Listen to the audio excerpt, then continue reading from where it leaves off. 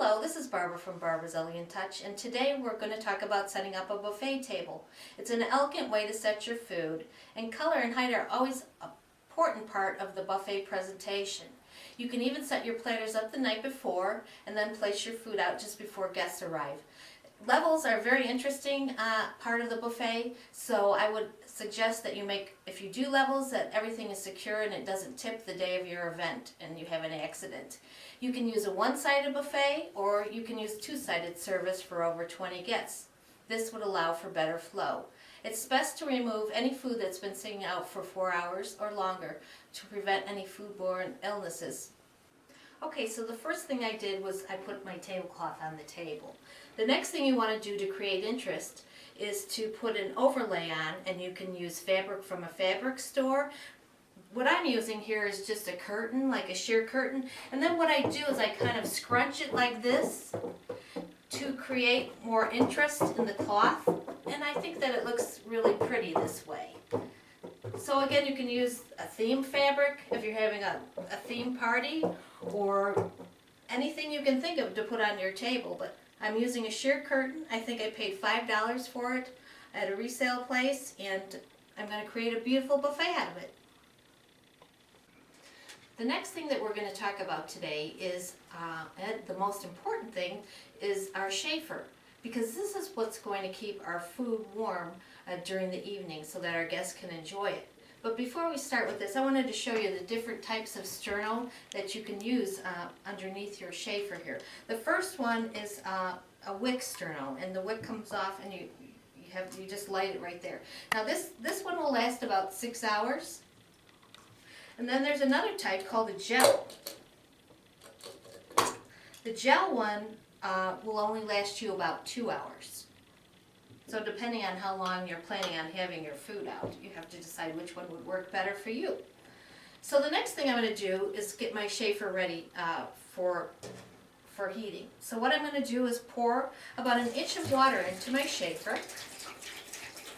And if you do more than 1 inch, what's going to happen is once it starts heating up and you have your food in there, it's going to bubble over and it's going to hit your tablecloth. So be careful not to use more than 1 inch of water in here. So then I'm going to put my cover back on, and I'm going to light my sterno. So I'm going to leave this on with the cover on for about 30 minutes and let the water get heated up. Then I can put my food in here and we'll be all set to go. Another way to keep your buffet organized is to take a paper napkin, put your silverware in the center, fold it in half, and bring up your two sides. Start rolling, like so. Take your ribbon, or anything else that you think you'd want to put on there. You can use your imagination. I'm going to tie it in a bow here. And there you have your little silverware package, easy for your guests to pick up along the buffet line. The next thing that you can do to enhance your buffet is to make different levels. So I'm going to use a book today, but you can use a box, you could use a Tupperware container, whatever you have in your house, you can use to make different levels. So I'm going to start, and I'm going to put one underneath here. And this will be a lower level that I'm creating on the buffet. And the next one I'm going to create, I'm putting 2 books here to create more of a higher level. So we're going to be creating kind of an up and down effect. And I'll show you, then you would put your platters on top of there. And it kind of gives you an idea of the difference in height. And this is a great idea to do it this way with the boxes or books, because when you're running kind of close and there isn't enough room on the buffets, if you use varying heights, you can put more on the table that way. Okay, so here we go. The buffet is all set up. So I'll start to go through a few things. This is where we put a couple of stacks of books here, and it kind of raises up the shrimp platter here to give it more, elegant effect. And what I did too was to add cilantro, or you can add parsley to your shrimp platter, some lemons, to give it a little bit more interest.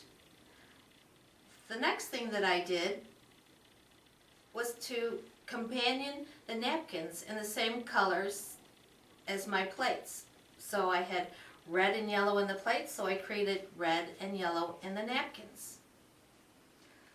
And at my trip to the grocery store, I happened to find a whole bunch of little peppers.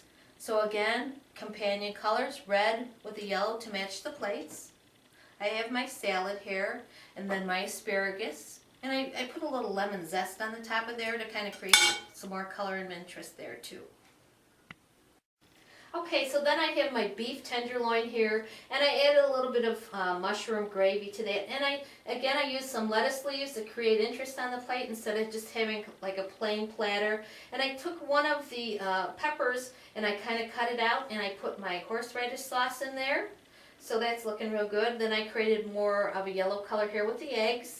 And bread always goes at the end of your buffet with your butter. And then I have mashed potatoes, which I sprinkle a little paprika on the top of that. So here's your buffet completed. I think it turned out real well. The colors look good.